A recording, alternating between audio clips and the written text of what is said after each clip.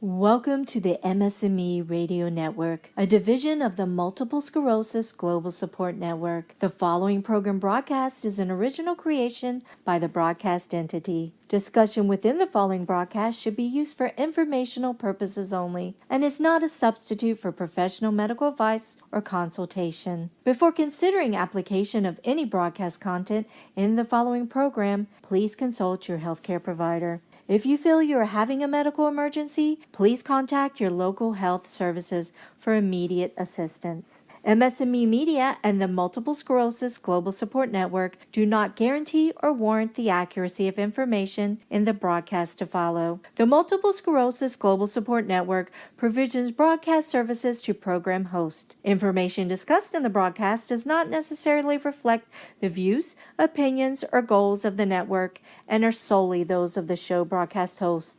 Should you wish to host a broadcast, please visit our website at msmemedia.com and submit a request to become a program host. We thank you for listening to the MS&Me Radio Network. Enjoy the show. Welcome to MS&Me. Today's interview is with Faith Donald Anderson and her husband John. Welcome to MS&Me Interviews, Faith and John.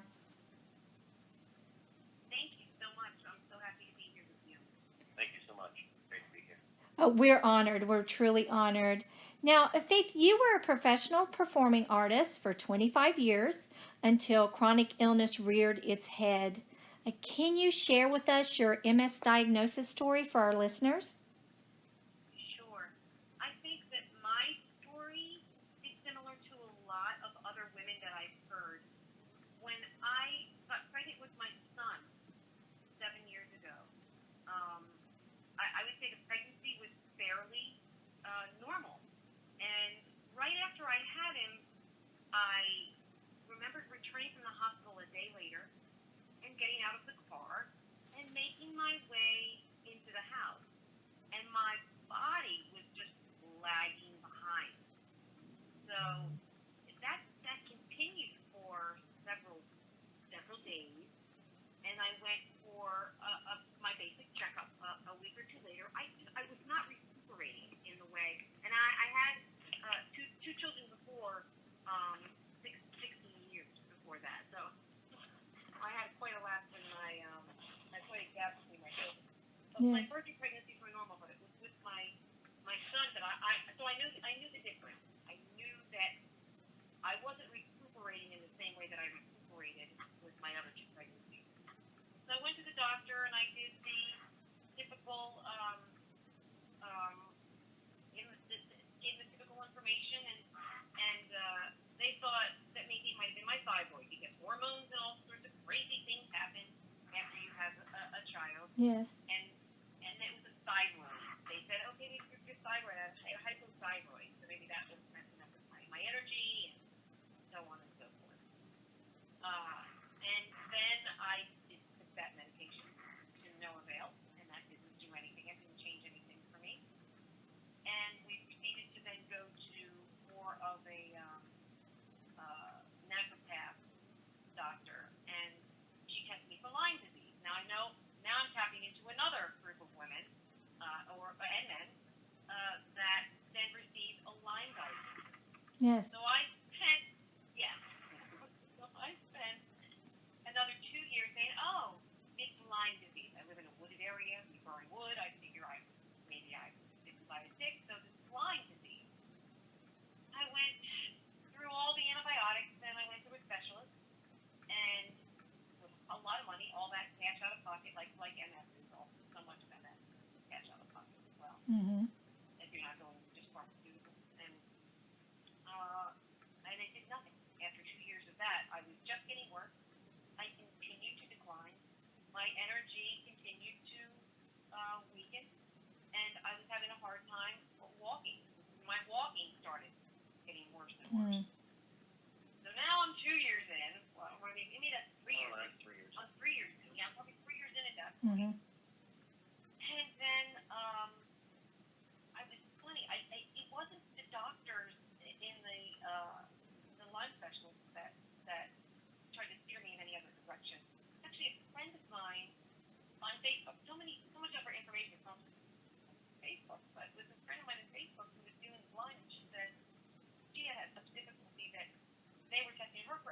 like MS. And I thought, oh my God, Hmm. no, you can't see that. And then I started digging into my own history. Now, my grandmother passed away from ALS. So I was frightened. Yeah, when Yes. she said MS, and then it triggered my memory. And oh my God, my grandmother died from ALS. Maybe it's ALS because when you start looking up symptoms, MS also mirrors Lyme. It mirrors ALS. Same kinds of same kinds of symptoms. So I have an appointment with a neurologist, and I walked through the door, and he said, what do you think you have?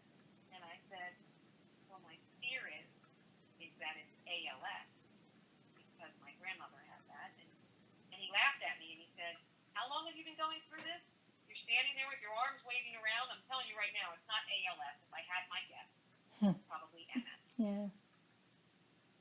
So he did the myriad of tests, and I did the MRIs, and that was even inconclusive because it was slight. They thought maybe it's the scarring from the Lyme diagnosis that I told them I had prior.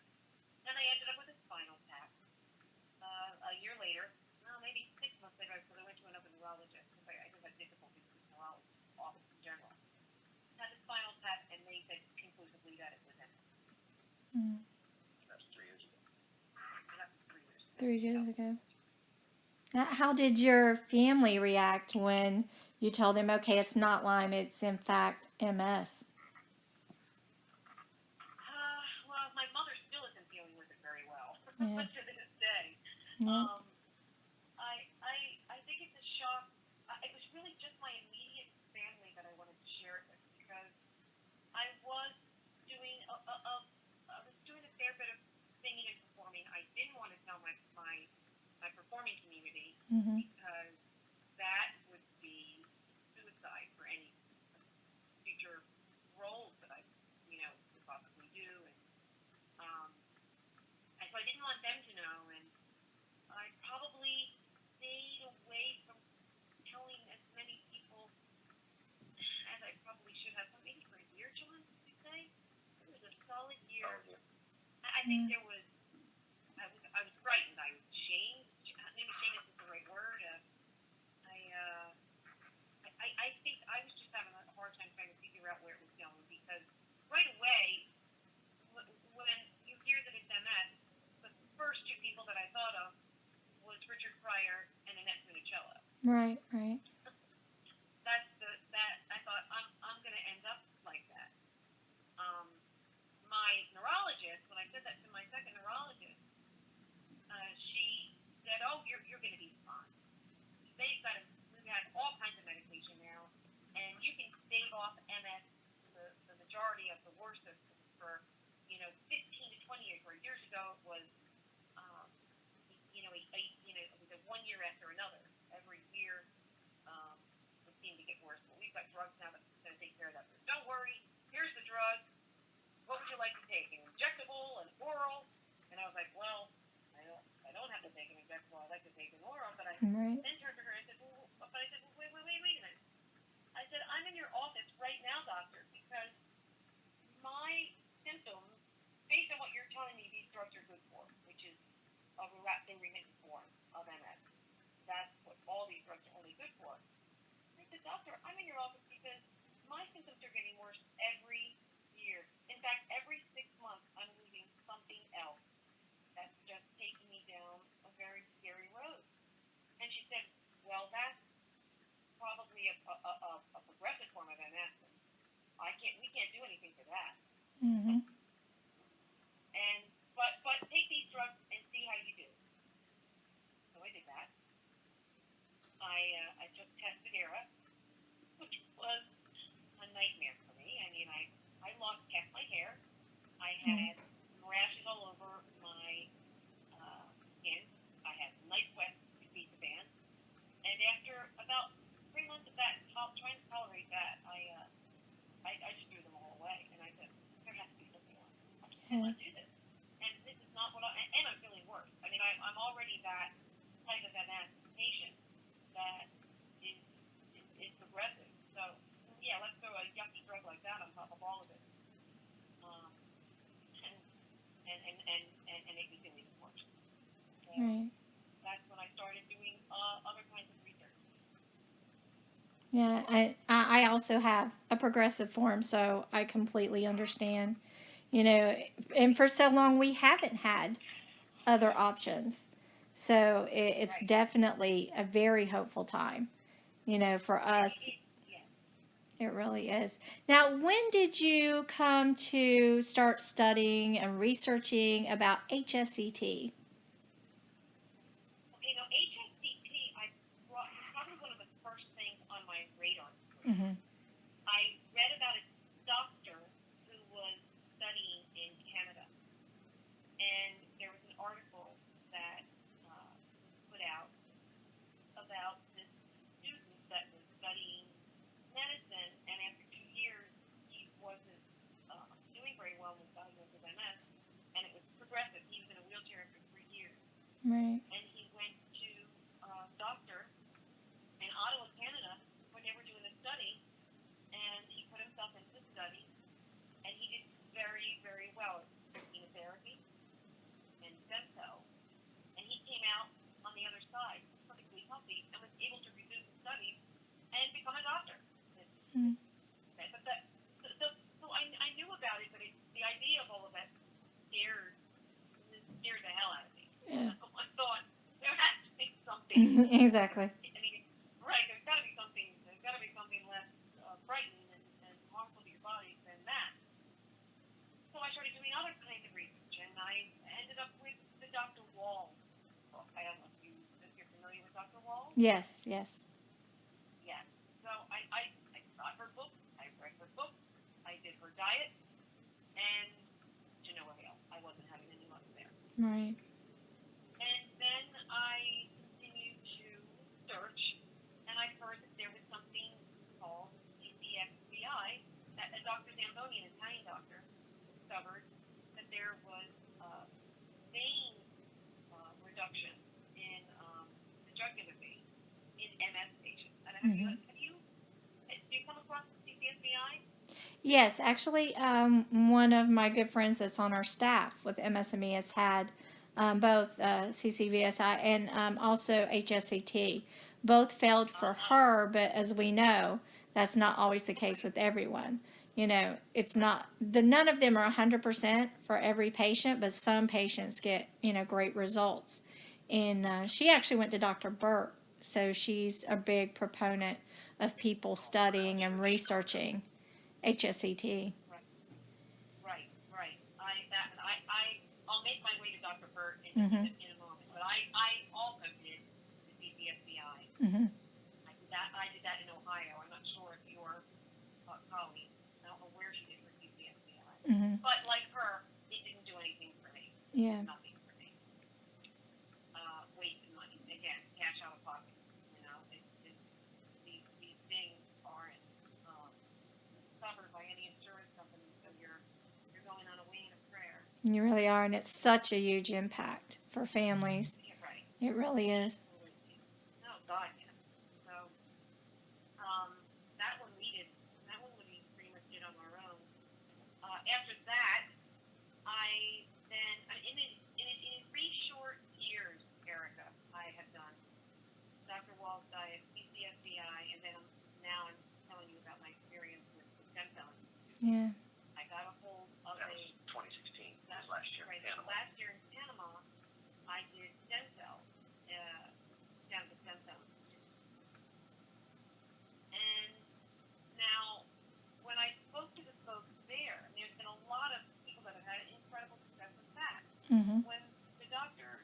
Reardon is the doctor who had started an MS study with stem cells alone, that's mesenchymal stem cells. That's the ones where you get healthy stem cells from healthy umbilical cords. Yeah. Yes. Birth, right. So those folks, I'm going to say, maybe 4 years ago, 5 years ago, they did this. And Dr. Reardon spent a month with them, and they did targeted stem cell treatment. And these patients also severely disabled from MS. One woman, her name is Holly Huber, she's a big proponent of the stem cell institute, and spoke kept her there for a month. And this woman who was in a wheelchair and had in-home help, she was unable to cook for herself. She couldn't do anything. And she's now bouncing around perfectly fine Mm-hmm. after all the treatment that they gave her. But this is what I ended up speaking with Holly before I went down there. And my only criticism, it's kind of a big criticism, but those folks go every single year to the stem cell institute. Yeah. They go down there, $25,000, Yep. which my family did a huge fundraiser for, and I was able to go down there last year thinking that, okay, this is my gift. Mm-hmm. So I go down there, and what it did for me, what I can say that it did for me, and I was there a month. They only do 3 to 4 day treatments. I think it's 3 days, John? About 3 days, about 90 million cells infused, mesenchymal cells infused Into the lymph node. So they infuse those cells into your lymph node. And what I feel like that was the first thing that actually did something for me. But Right. for about 9 months only, I felt that my MS kind of just leveled. I didn't feel like I was getting much worse. Right at the 10-month mark, I felt everything start to go downhill again. Right. So I Right. started poking around and messaging the folks there and messaging some of the patients there and said, hey, what's going on here? And they said, well, after about 9 or 10 months, you really need to re-up and go back there again.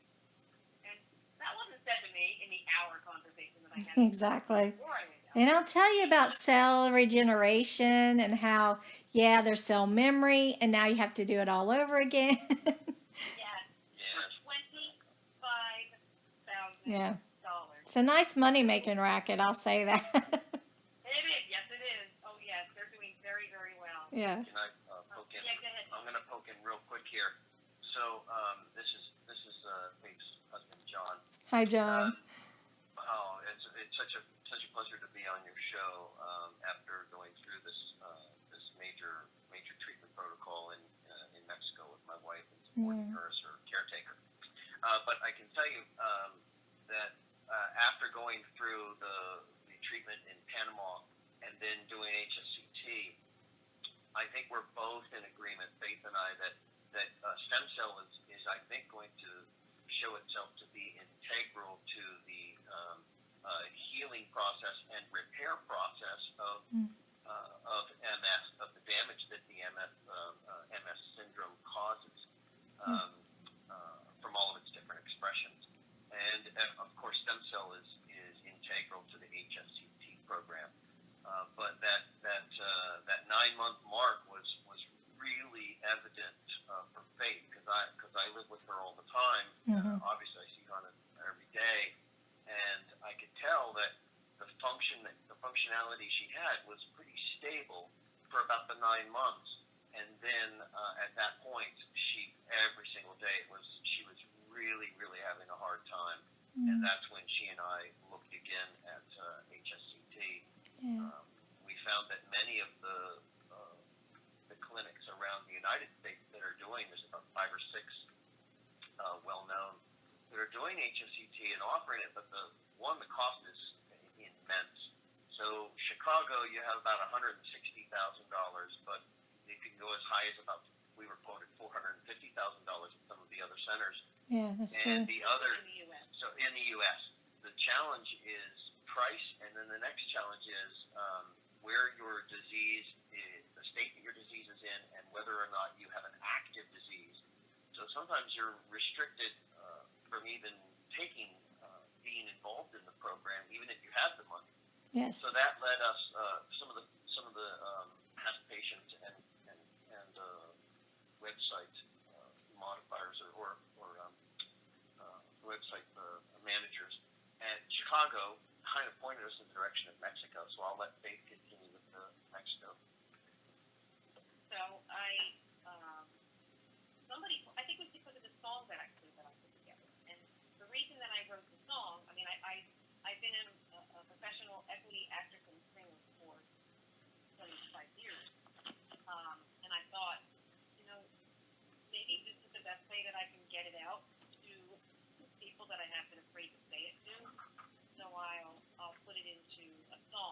And it was the song that somebody saw that then led me to the Chicago HSCT because of the song. And then it was the people in Chicago that were on that site that then led me to the Mexico. Mexico, yeah. And that's quite a journey. And that song actually is what first led me to you. And Yes. I mean, the impact that that song has on another mother with MS, and then when you talk about your son and walking again with me being an incomplete quad, yeah. Let's just say many tears shed. And I listen to it quite often when I'm doing my therapies and believing that God has that same ending for me, that I will walk again and I will get more function back and I will live his purpose and I will keep that promise to him that I will spread the word for everyone else. So it's had a great impact in my life as well. And that's just amazing that that song also led you to this treatment and that promise. Okay, I'm not going to cry. No. When I wrote the song, and I was trying to think of it on a global level, because MS, when you have MS, you know this whole community that I'm talking to, we all know it puts us in it puts us all in the same place. Yes. There's no not feeling. You never have a moment where you're not feeling it. You're always in it all the time. Mm-hmm. So why am I going to write a song that's going to make everybody feel warm and fuzzy? It's not there's nothing warm and fuzzy about MS. And I thought, That's true. if I can write something that's just hopeful, if I can write what this does and what we're all living with, it's something that everybody can relate to, and then and at the same time let my colleagues and let my family and friends know this is what I'm going through. Yeah. This is what we're all going through. So there's a lot of songs out there there's a lot of songs out there of hope. There's the song, there's the fight song. I'm trying to think if this is my fight song. I think a girl wrote it for cancer. Yeah. And there's another song that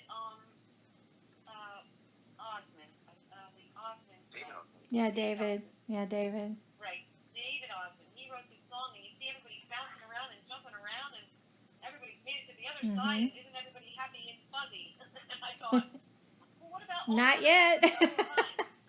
What about the rest of us who were turned down? We don't even qualify for Chicago, and we don't qualify for any of the others, and there are no treatments approved for us yet, and yeah. Completely. Yeah. And that is a huge community of people. Yeah. That's a larger community than the community that finds their stuff on the other side of it. It's true. So, right. So that was the reason for the song to not be so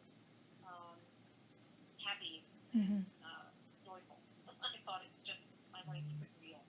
But it was real. But in its realness is where the hope came. In its realness is where we see the potential for that promise and us fulfilling that promise. We just have, because it's such a hopeful time with new procedures coming out, and hopefully one day, cross fingers, things like HSCT do get FDA approval here in the US, and they do, become the procedures here. And the blood test for MS that we have here hopefully gets, approved overseas for everyone. So we all have so much in all the countries now that we are a global MS community, and we have more communication with each other. We see those promises, and we hope that all these treatments get approved in each other's countries, and we all have access to this comprehensive care and all these natural treatments for everyone, and people don't have to travel overseas eventually. And, and there's actual, measures, quantitative measures to make sure that these things are consistent. These treatments are consistent across borders. So, I think that it is a hopeful time. And we can see promise through things like your song. And now that you're sharing your story and your journey we will see the promise fulfilled through you that you wrote about.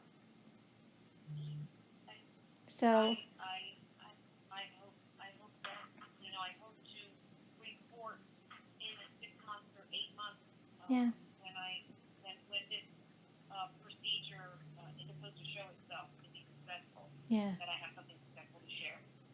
I know So, you will. I have Yeah, right faith that now you will. we're in the midst of overcoming the effects of the chemotherapy because Right. this treatment, which is the hematopoietic stem cell transfusion, technically, Mm-hmm. but it was performed by and this particular program we went to in Mexico is produced by and overseen by hematologists, and the head hematologist who started the program, Dr. Guillermo Ruiz Arguelles, and he did a lot of training, doctoral training at the Mayo Clinic in the Mm-hmm. United States, and then he, a few years back, decided to centralize all of the care. So, but the treatment itself involves pretty intensive chemotherapy, and then an extraction of your own stem cells, and then a reintroduction of those stem cells. So they're blood marrow stem cells, and then an ending treatment of rituximab, which is an antibody treatment. So Yes. it's very intensive. So right now I'm supporting Faith in getting over just the effects of chemo and getting her immune system back over the next couple of months, and then we'll be starting chiropractic and physical therapy Mm-hmm. for some of the really, because there's so many muscle groups that she stopped using because of the tiredness, which I'm sure you experienced, and also the inability to move Yes. certain muscle groups. We'll be doing that, so I'm hoping in that fix that I certainly have faith. I'm going to be the rock for the 6 month, 8 month mark to be reporting back positive. but Well, what I can say about yes, go ahead. in Mexico, I know you mentioned a few moments ago that there are all these denials in Chicago, and there are no denials in Mexico, and they have an incredibly wonderful record with Latin primary progressive, Yeah. uh, secondary progressive forms of MS, and the secondary forms of MS have shown um, to at least stop the disease from getting any worse. And there are some people that have gotten out of their wheelchairs there. Yeah. It really is amazing. I think what's their percentage, John? Their percentage right now, the biggest challenge they have is getting all of the patients to fill out their survey every 3 months, Right. particularly the EDSS scores and their recovery, the recovery questionnaires. But out of a good 450, they've had out of those 450, I think they've only had about 200 patients reply with Mm-hmm. questionnaires. But out of those who reply, they've had a 70% positive positive result. It's And great. positive results can be a lot of things. Positive result means there's no new lesions. Mm-hmm. Positive result is also that that the disease has progressed, or up to the point where, like Faith said, patients have regained full functionality. Yes. Yeah, and worldwide, I believe the best rates that we've heard reported, and like you said, it's the reporting that can be most difficult with the Yep. EDSS scores and the follow up over long term. But it's been 80% success rates, and even at that as best case scenario, it's still amazing. It's an amazing treatment option that should be available to all of us. And even the long term numbers, if you go with the long term numbers of, disease activity returning 4 to 5 years down the road. And like I said, we have a staff member who had disease activity return at 2 years. and they call that a failure. And she says, no, I don't call that a failure, because that was 2 more good years I had with my family. And, you have to speak to the patients and ask them if it was worth it, long term, when they do end up with the worst case scenarios and things fail or things return. And even those who did not get the best result, I've talked to them, trying to make my own decision. And honestly, most of them say it's absolutely worth it. The losing the hair and the, being sick and the, like you said, muscle wasting and everything, it, to them, having those good years with their family, absolutely worth it to them. But it's a very personal choice, as you said, and the financial burden can be overwhelming. It really can. Yeah, I want to touch on that just because it's in Mexico. Mm-hmm. It's a $55,000 commitment to do this. 55. And that is it's 55,000. Now, I mean, that's a lot of money, but that's not it's not 160,000 Right. like it is in Yeah. Chicago. Exactly. It's not 450,000 in Seattle. Yeah. I don't know what it is in India. I know India has a program, and I'm not quite sure what it is in the UK. But the people that I met in Mexico, they came from the UK to go to Mexico because it's more affordable, and because the care in general is much better. Yeah. The place that they have you stay is your place to stay, and It's they an have it apartment. clean. It's And a they're brand new apartment space, and it's immaculate, and it's clean, and the doctors come to you. You only go to the clinic for your chemo. Otherwise, everything is taken care of. All the testing is taken care of in your space, and you know what that's like when you don't feel well. You Exactly. want to be home. Yeah, you want to be home. You You don't really want to do. be in a hospital bed somewhere, right? So to have Exactly. my husband there to moan and groan to, and have my own space to be in my own Yes. pajamas. Right. It was. And by the way, I hate to interject and stop you because you're just wonderful, but John, I have to give you props. I loved watching your guys' videos and updates, and you're just a rock, like you said. Having that rock, that's just amazing. You really are. So I had to give you a little props in there. No, I appreciate that. I appreciate that. Yeah. Well, I mean, um, we got married in 2006, Mm-hmm. and when you stand at that altar and you have your nearest and dearest friends and family around you, the Yeah. whole point is that you're professing and making a commitment, and I really took it seriously, and a lot of men or partners, I should say, men Mm-hmm. or women, have a hard time when something like this hits. There are a lot of unforeseen things in the wee hours of the morning and behind closed doors that Yeah. are very challenging with a disease like this. But it wasn't just sickness and health. It's everything. So Mm-hmm. it wasn't even a question. So I take it very seriously, and I'm absolutely committed to that, and it's given me rewards. And it's hard to say that it sounds strange to say that there's a blessing that comes out of something so horrific, but there are amazing blessings that are coming out of this, and I have new hope and faith because of what she and I have been through together.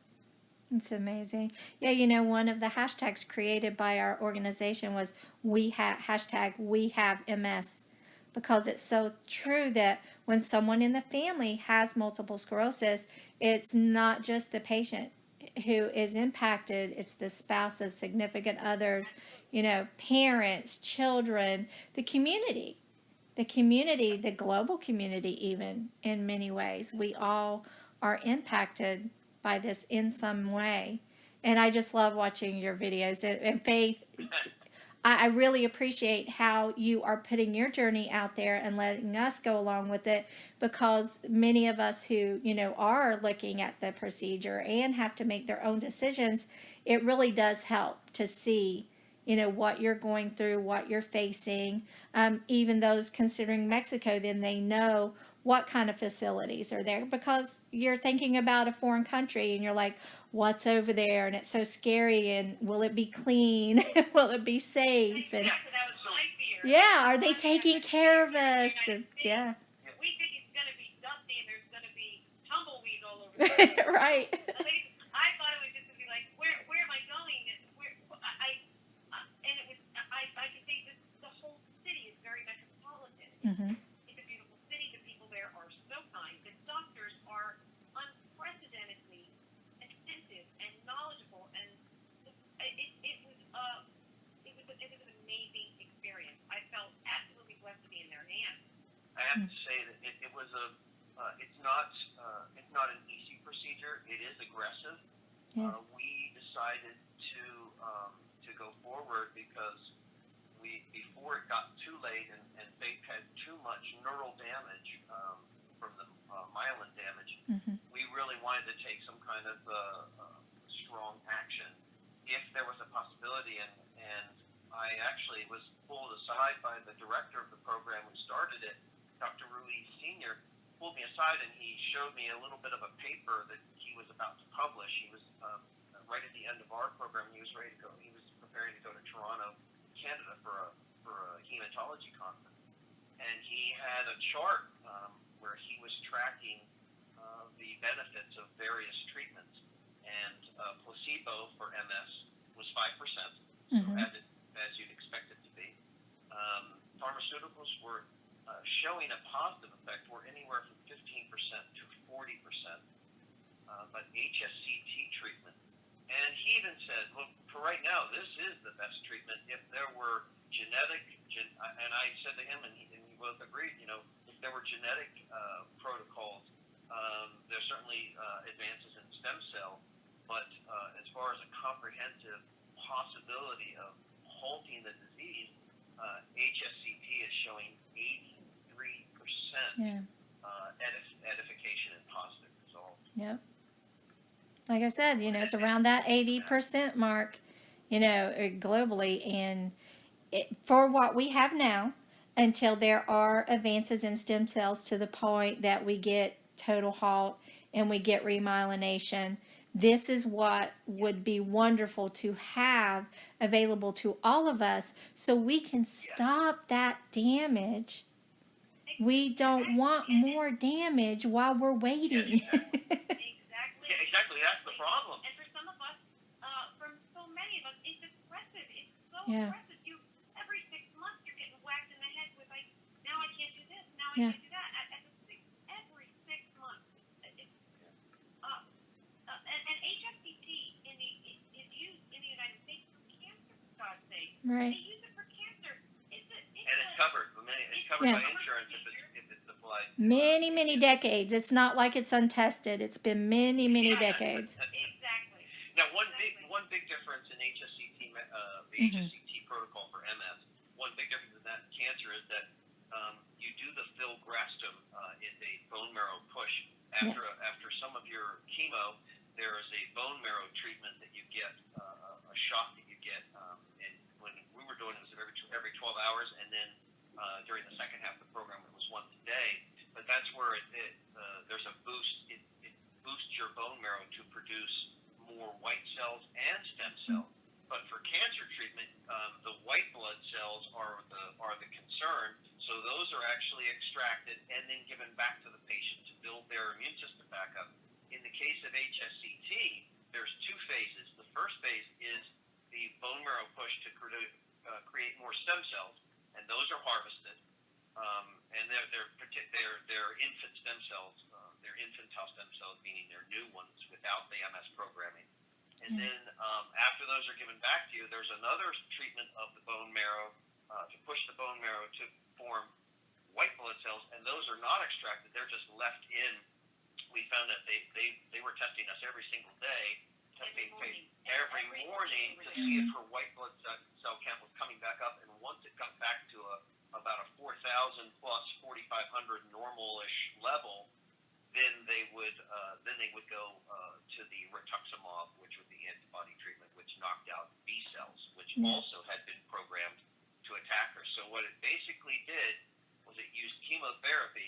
to wipe out her immune system, and then used her own stem cells to rebuild a new immune system with no MS damaging programming.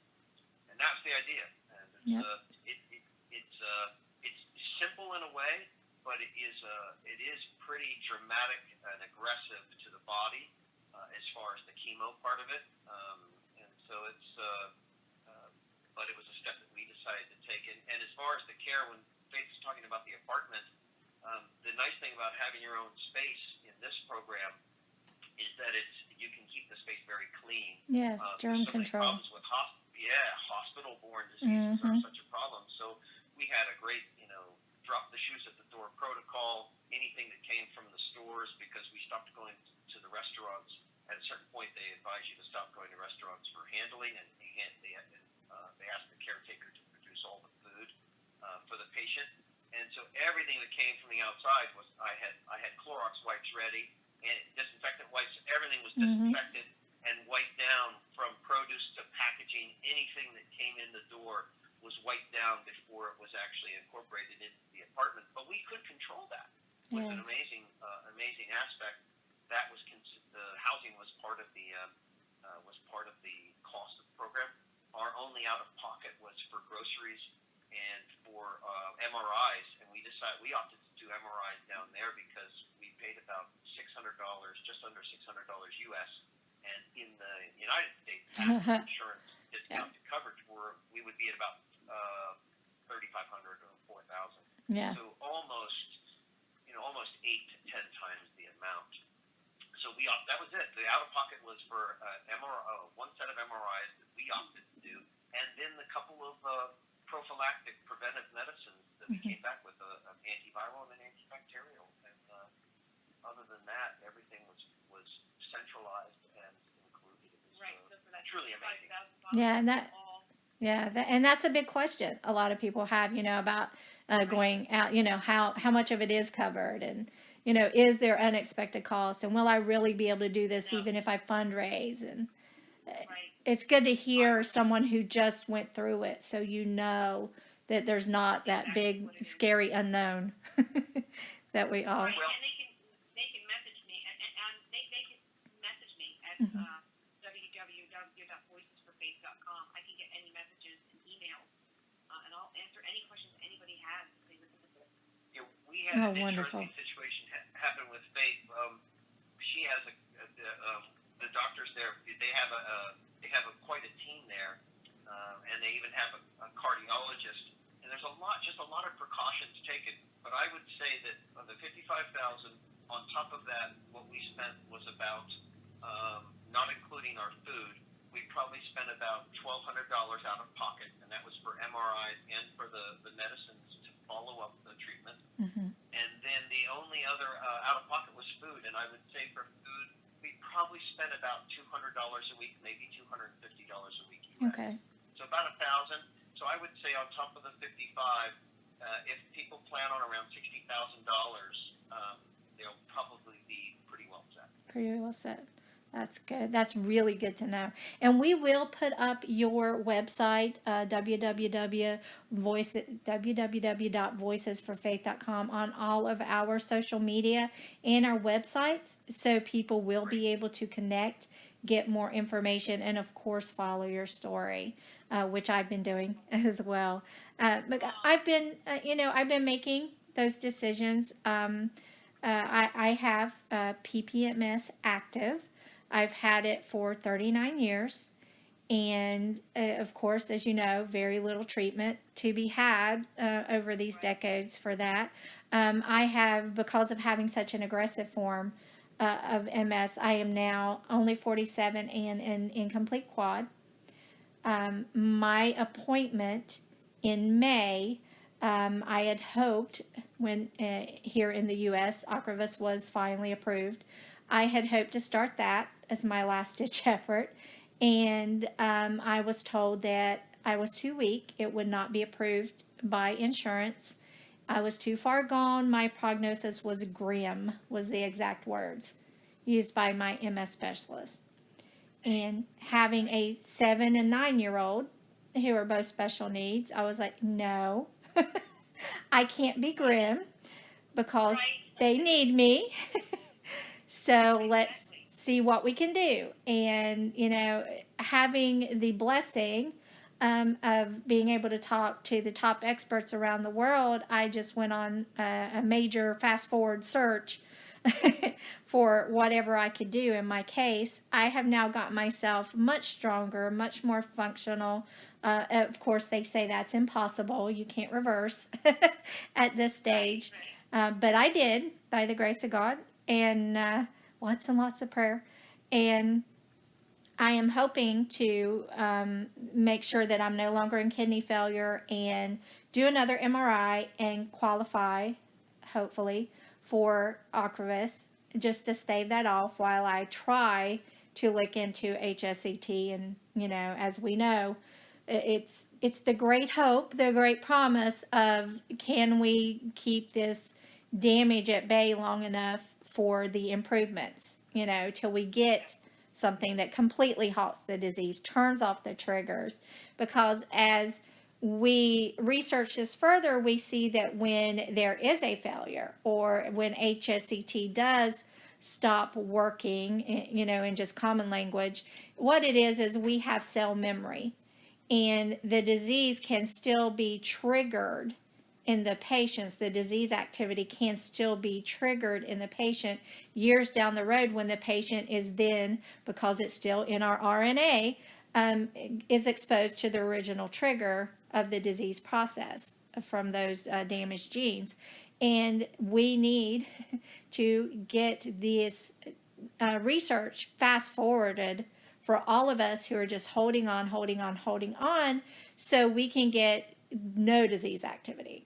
Then triggers turned off. And then, of course, remyelination and the cure. That's what we're all holding on for.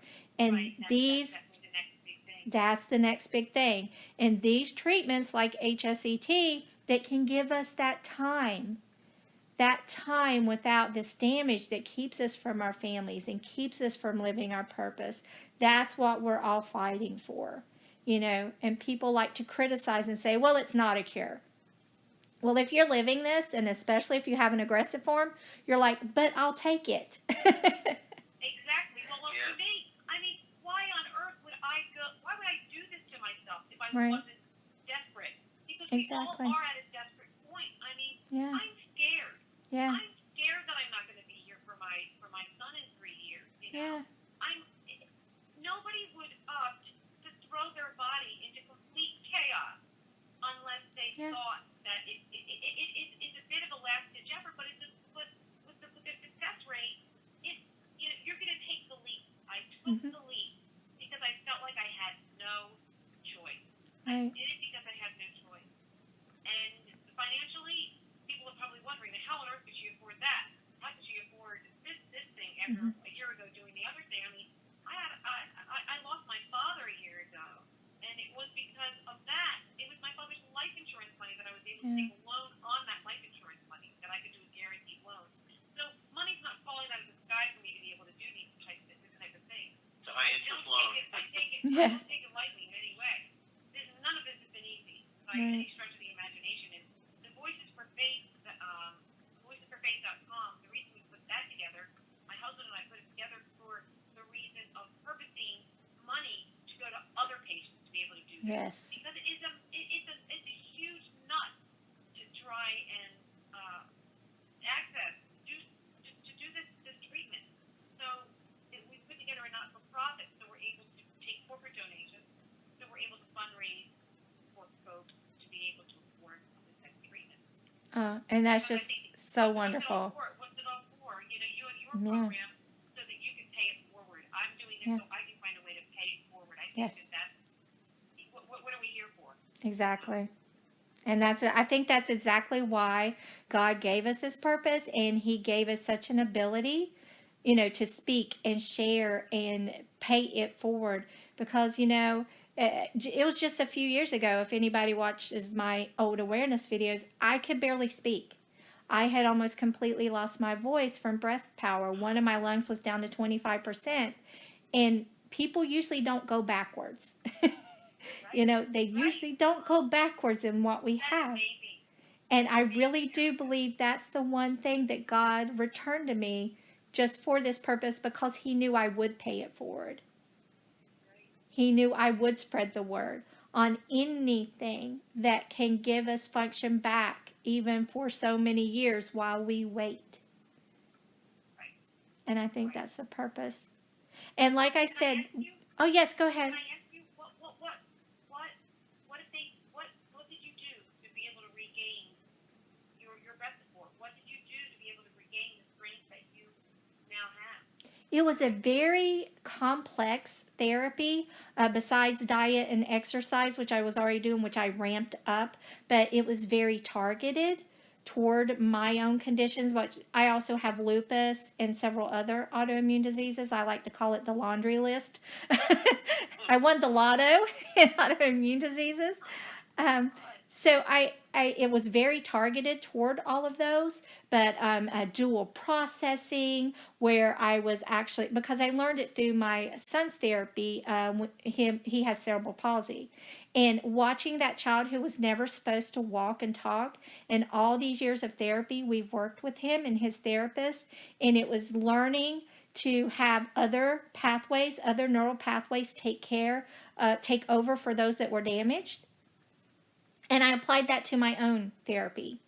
And through the help of an amazing friend who's very knowledgeable about it, like even the one hand that I had still working a few years ago, if I was able to move and type with it, my other hand that was no longer functioning was on an old calculator and was trying to type at the same time, and do just subconscious movements till my brain retrained and reconnected those pathways that were damaged. It would go around them.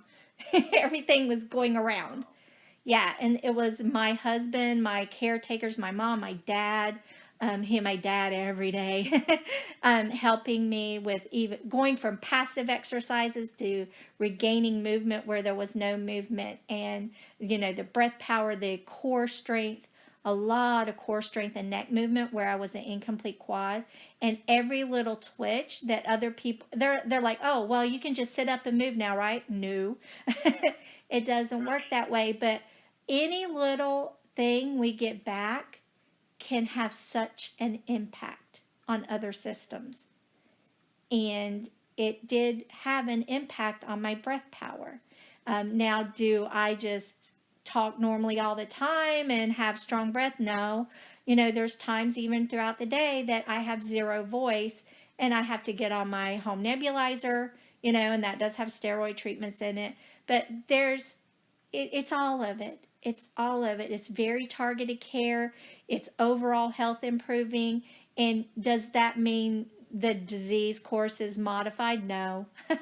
I'm learning to work around and with the disease while I'm trying to get these other treatments and wait for the new breakthroughs. So that's what I'm doing right now. Inspiring. We do what we can do. Yes, exactly true. Yeah, one blessing that we've had is that Faith, even though her core is diminished, she's been able to sing almost throughout this whole ordeal, and quite beautifully, as you can tell from the recording. Mm-hmm. And but it's not the same way that I sang before. Exactly. So Yes. I was thinking about it while you were talking about how you're accessing your own breath. Finding other ways. Yes. You find other ways. You force your body to find other ways to do it. And I'm a teacher as well, so I teach boys, and my eyes are wide open now. There is not just one way to do anything. Yeah. And that's definitely true of singing. I've found another way around it because I definitely don't have the same breath support. I can't do it the way that I do it at all. And I think that's a key lesson for us. It's not that we can do things we did before. We find a different way to live our purpose. And that brings us to the end of the show. We're running short of time, but I really wanted to play your song at the end of this because it inspired me so much. And I think it will inspire others to seek out those treatments, both natural, pharmaceutical, everything. Keep researching, be your own health care advocate. let's keep going, let's keep living, even in different ways, till technology catches up with us. Right. Yeah, So, and I will say on the behalf of caretakers, mhm. partners, husbands, wives Yes. that are living with a family member who has this, I will say to them, stay strong, stay Yes. supportive. That person that you married, that person that you committed to, is still in there no matter what, and you can help them get to the other side. Amen. Amen. Well, thank you both for being with me here today. Thank you so much. And Thank you so much for having us. oh, you're so welcome. And we will play that song right now. We'll cut to your recording, and everyone tune in next week, and we will have her information at www.msmemedia.com.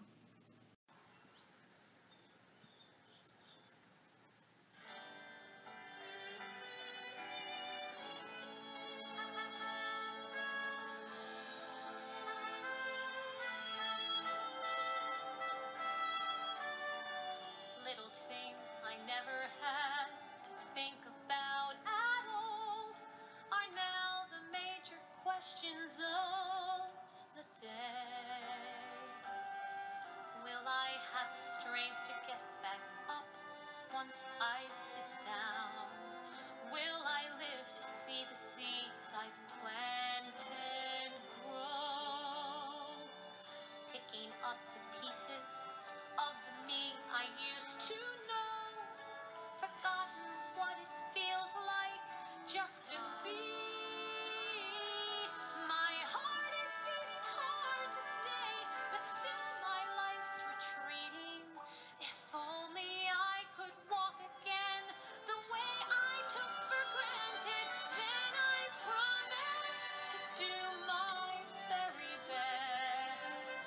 Yes, I promise I'll never rest until I've done all I can do to set things right, to fight the fight, to be alright. If you would let me stay, so I could do what I was born to, this I promise.